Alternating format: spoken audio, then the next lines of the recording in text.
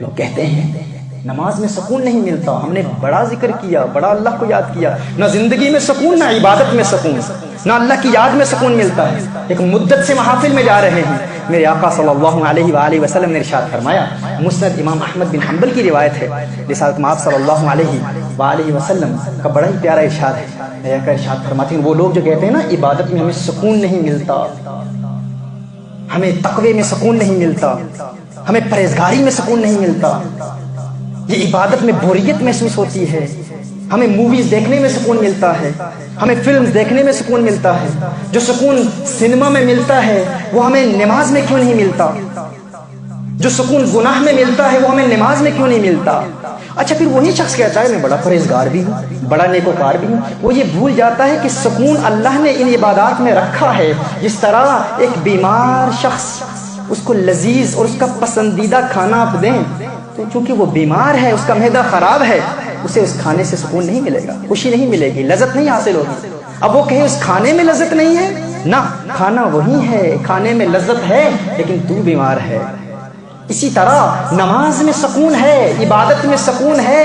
لیکن ہمارا دل بیمار ہے، اس لیے ہمیں سکون نہیں ملتا۔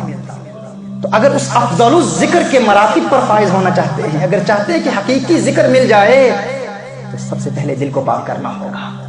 دل کو پاک کیسے کیا جائے گا اس کا پریکٹیکل میتھڈ ابھی آپ کو انشاءاللہ تعالی میں بتاتا ہوں، تاکہ اس سے قبل یہ بات تو واضح ہو جائے کہ ان عبادتوں میں سکون ہے، لیکن ذکر کی محفل میں آنے والوں، اللہ کو یاد کرنے والوں، اور پوری دنیا میں جو لوگ مجھے اس وقت سن رہے ہیں ان سے بھی یہی عرض کروں گا، جب بھی ذکر کی محفل میں جاؤ سب سے پہلے یہ ارادہ کر لو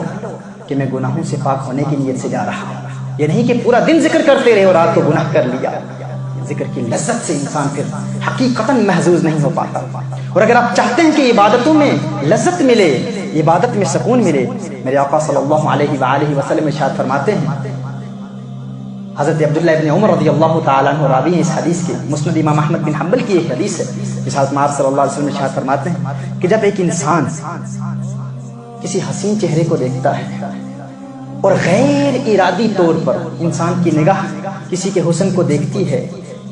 کسی عورت کی خوبصورتی کو دیکھتا ہے انسان، لیکن اللہ کو یاد کر کے انسان اپنی نظریں جھکا لیتا ہے اور دوسری مرتبہ اپنی آنکھیں نہیں اٹھاتا، حضور اکرم صلی اللہ علیہ وسلم ارشاد فرماتے ہیں، حضور کی حدیث کا مفہوم ہے کہ اللہ کے خوف کی وجہ سے، یعنی اللہ یاد آ جاتا ہے اسے اللہ یاد آ جاتا ہے، اور اللہ کی یاد کی وجہ سے دوسری مرتبہ اس حسن کو نہیں دیکھتا۔ حضور ارشاد فرماتے ہیں اللہ عز و جل ایسے شخص کی عبادت میں لذت پیدا کر دیتا ہے، مٹھاس پیدا کر دیتا ہے۔ یعنی اگر آپ چاہتے ہیں نا کہ عبادت میں لذت پیدا ہو، نماز میں سکون ملے، یہ کام کر لو، یہ کام کر لو، دنیا کے حسن کو دیکھنا چھوڑ دو،